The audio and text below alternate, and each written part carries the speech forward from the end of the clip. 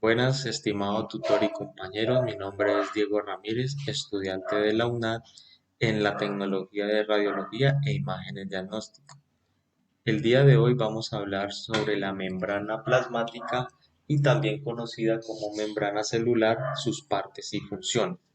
La membrana plasmática es una estructura semipermeable de más o menos de 6 a 10 nanómetros de espesor que delimita a la célula y permite mantener la diferencia entre el interior y el exterior de la célula. La membrana plasmática corresponde a una interfase entre el medio externo y el citoplasma. A través de esta membrana pasan todos los nutrientes hacia la célula y todas las moléculas que deben ser secretadas de la célula a través de ella. Este compartimento es altamente selectivo dependiendo de las condiciones en las cuales la célula se encuentra. La membrana plasmática también desempeña un rol clave en la comunicación entre las diferentes células y entre las células y el medio ambiente. Corresponde a una barrera flexible y resistente que envuelve y contiene al citoplasma. Su estructura está descrita gracias al modelo de mosaico fluido expuesto por los científicos Singer y Nicholson. Este modelo es señala que la membrana es una doble capa de lípidos que se asemeja a un océano donde están contenidas una serie de proteínas de distinta naturaleza. Los lípidos son tres tipos diferentes: los fosfolípidos, el colesterol y los glicolípidos. La bicapa lipídica tiene una porción central hidrofóbica, o sea que repele el agua, que está formada por las colas de los lípidos, y una porción hidrofílica, o sea que se puede conectar con el agua intra e extracelular, que está formada por la cabeza de los lípidos. De estos tres lípidos, los glucolípidos están solamente en la capa externa que se contacta con el medio extracelular. Esta capa de glicolípidos se conoce como glicocáliz. El glicocáliz es una especie de identidad de cada célula que diferencia a una célula de la otra o de otros individuos, como por ejemplo también puede determinar el grupo sanguíneo. Otro tipo de lípido corresponde al colesterol, que es un lípido que se encuentra en la mayoría de las células en la bicapa fosfolípida, y este hace que la bicapa sea más resistente y flexible, pero menos permeable a sustancias solubles en agua como los iones y la glucosa.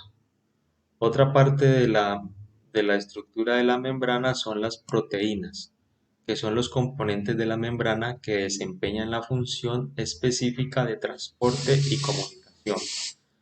Al igual que en el caso de los lípidos, las proteínas pueden girar alrededor de su eje y muchas de ellas pueden desplazarse lateralmente por la membrana haciendo una difusión lateral. Las proteínas de membrana se clasifican en proteínas integral, como lo podemos observar, que están unidas íntimamente a los lípidos, una o atravesar la bicapa lipídica una o varias veces. Por esta razón se les llaman proteínas transmembranas o proteínas de transporte, porque regulan el movimiento de las moléculas hidrofílicas a través de la membrana, y algunas forman canales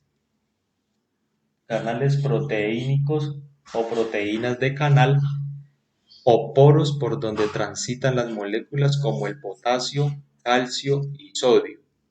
También otra clase de proteínas son las proteínas periféricas, que se localizan a un lado y al otro lado de la bicapa lipídica y están unidas debidamente a las cabezas polares de los lípidos de la membrana u otras proteínas integrales por enlace de hidrógeno. Estas proteínas pueden actuar como proteínas receptoras que actúan como receptores de moléculas enviadas por moléculas para comunicarse entre ellas. O también pueden tener otra función que es proteínas de reconocimiento, que son estas glucoproteínas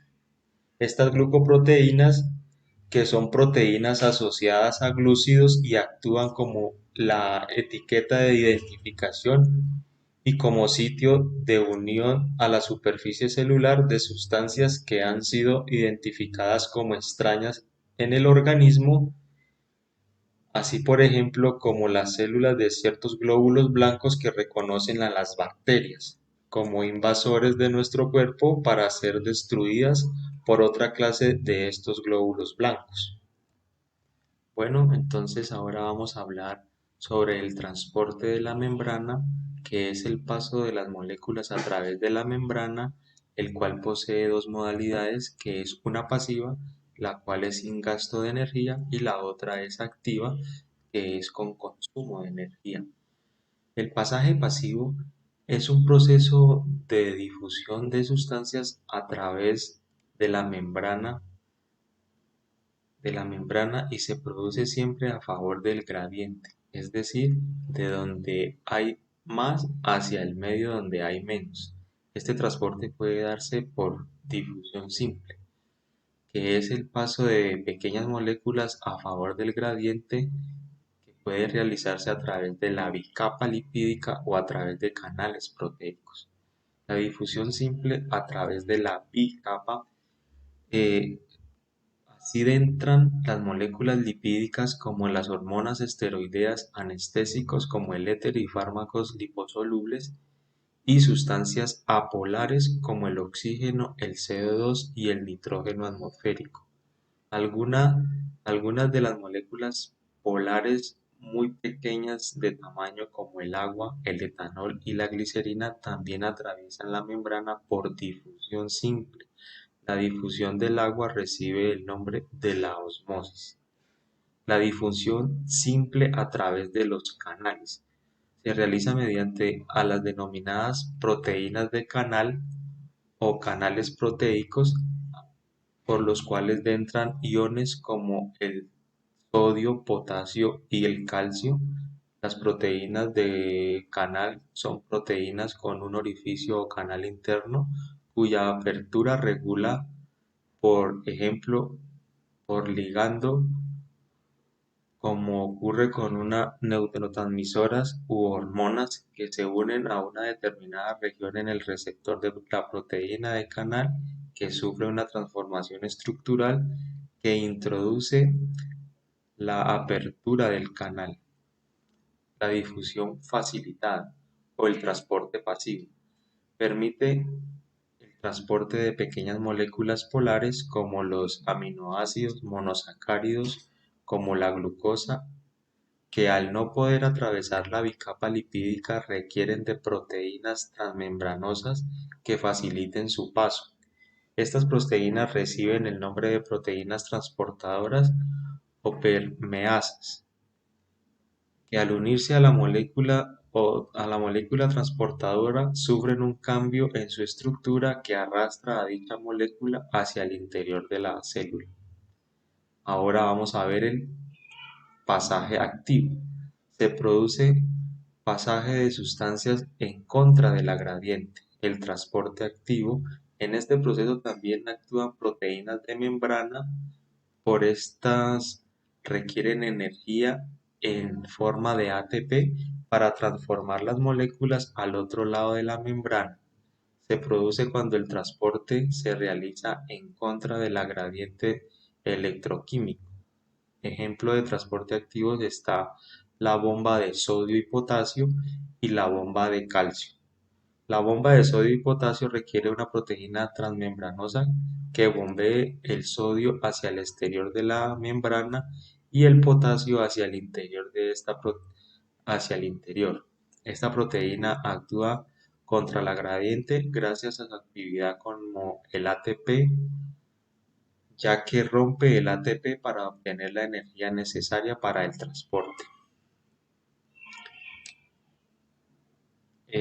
Otro mecanismo llamado transporte de masa, que consiste en la formación de pequeñas vesículas de membrana que se incorporan a la membrana plasmática o se separan de ella y permiten a la célula animal transferir macromoléculas y partículas aún mayores a través de la membrana. Esto se le llama la endocitosis, entrada de materia a la célula. También tenemos lo que es la exocitosis, que es la salida del material de las células al exterior. Por esto ya quedamos concluido el transporte de la membrana.